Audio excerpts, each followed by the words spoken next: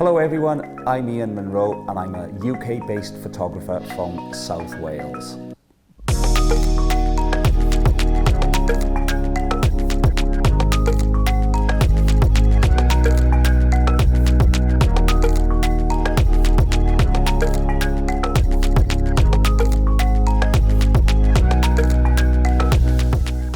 The type of photography I shoot is storytelling photography, and I'm here today with Wex at a location in London to bring to you the Journeyman.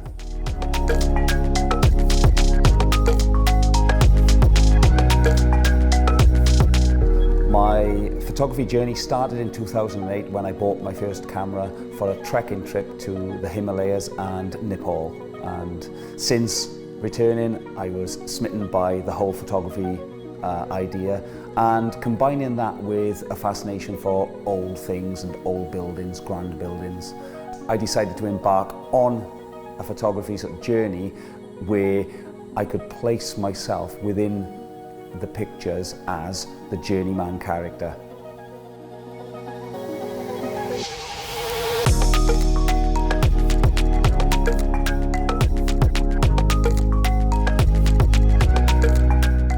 The Journeyman himself is a character that tries to provoke emotions and feelings to the viewer.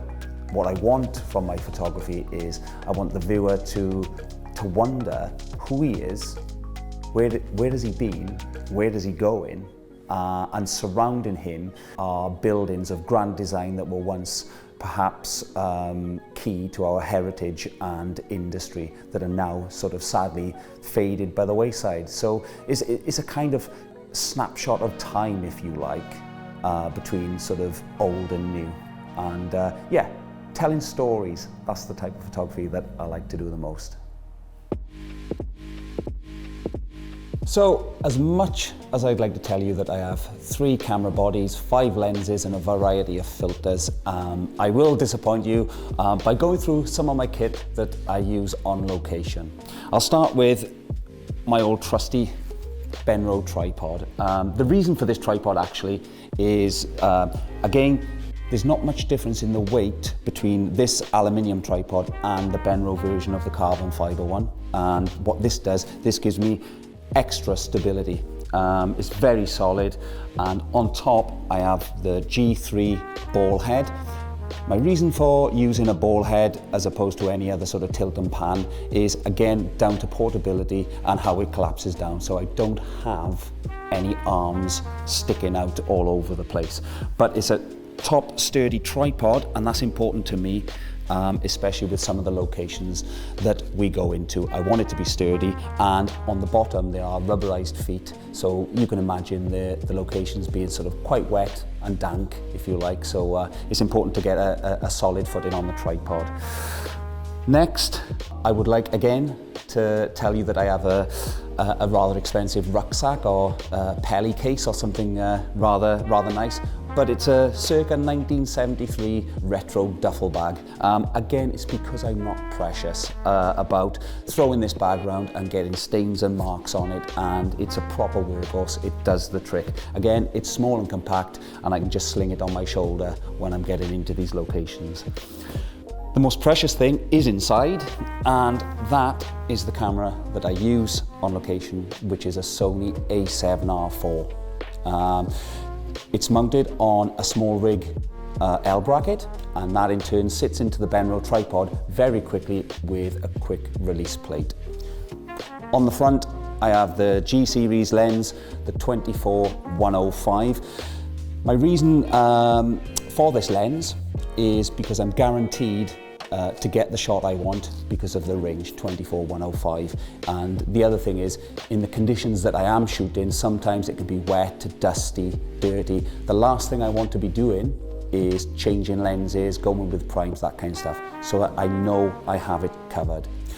Lastly, the Sony a7R IV has auto eye tracking, and when it can't quite pick up the eye, if you're a figure within a shot, it'll go straight to the head and you're guaranteed pin sharp images because it locks on.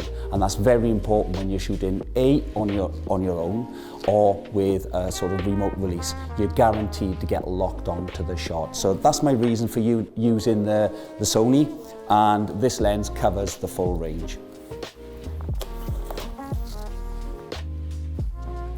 So now you've seen what's inside my kit bag and the type of stuff I use, we'll get shooting now, and you'll see the introduction of the Journeyman and his props and everything else that comes with it.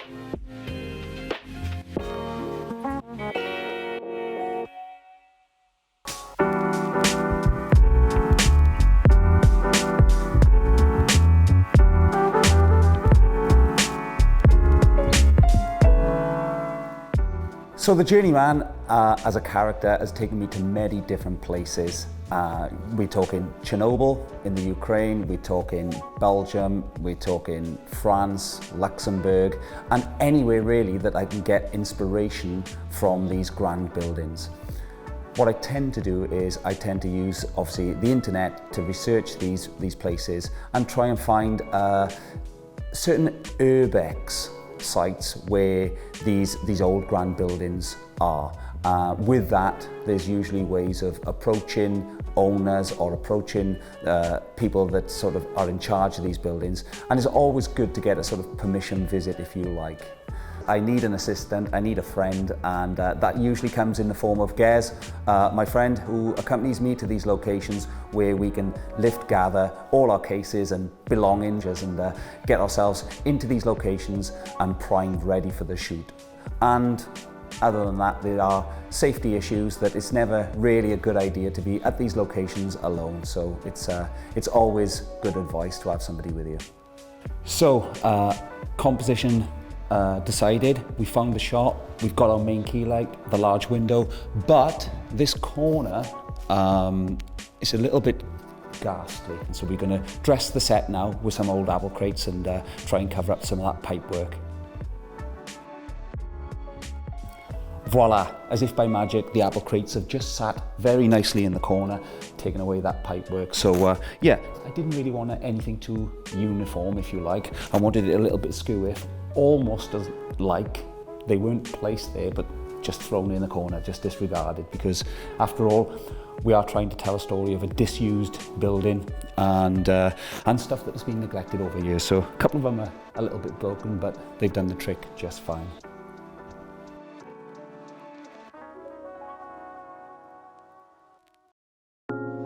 Most of these locations that we're at usually rely on a lot of natural light, big light sources. So I'm looking for large windows, doors, anything that's going to provide me with a rather large key light, if you like. And I rely a lot on shooting natural light.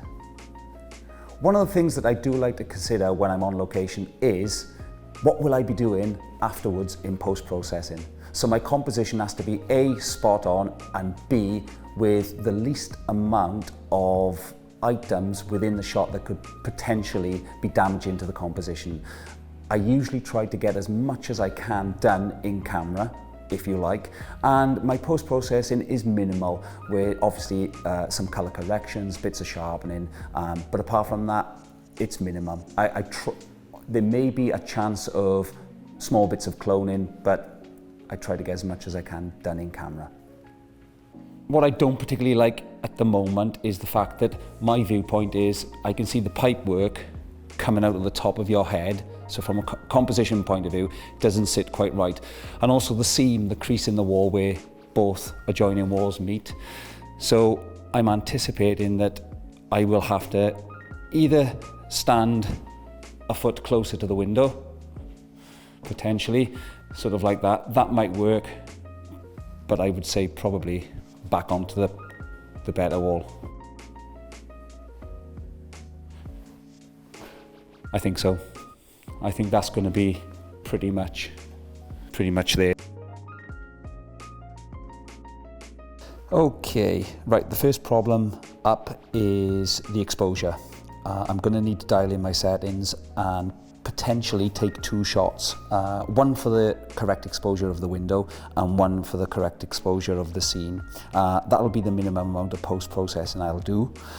But as you can see from this picture, I've got the scene exposed correctly, but the window is blown out. So that being the main key light, obviously I want it in, but I'm going to have to take another exposed picture for it. So by changing my settings, this picture is exposed correctly for the scene for the window outside and the scene outside. So it'll just be a case of flipping back and forth those 2 images and combining them to produce one correctly exposed picture.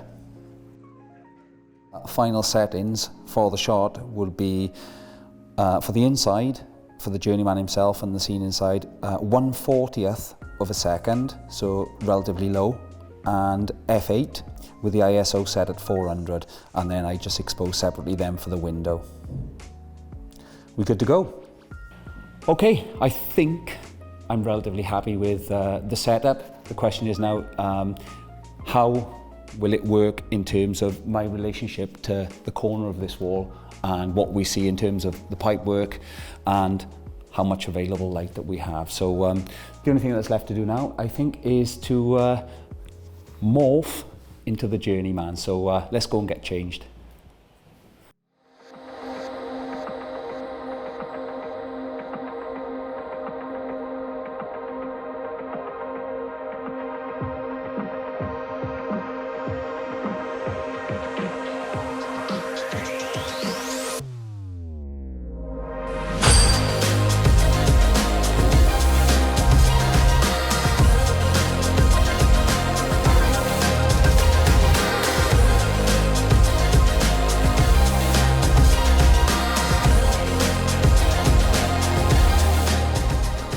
Early 2016, I decided to get myself a studio where I could carry on and progress my works.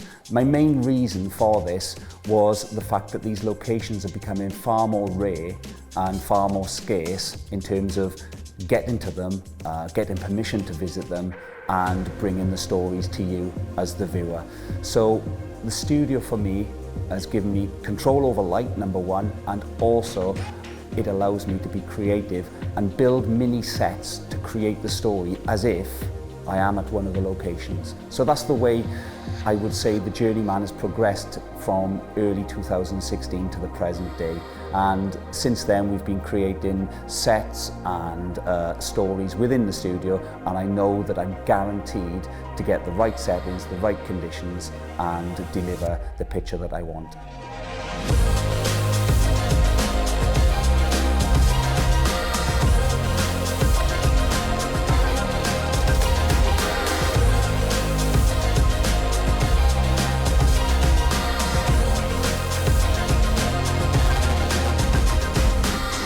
A huge thank you to Wex for getting me involved in this today. I've thoroughly enjoyed it. And don't forget, use the Wex hashtag WexHowTo to showcase your work and your creativity. And also, don't forget, drop any comments in below and I'll get back to you and answer them. You can see more of my work on my website and obviously on social media and YouTube, where my YouTube name is Ian Monroe Art.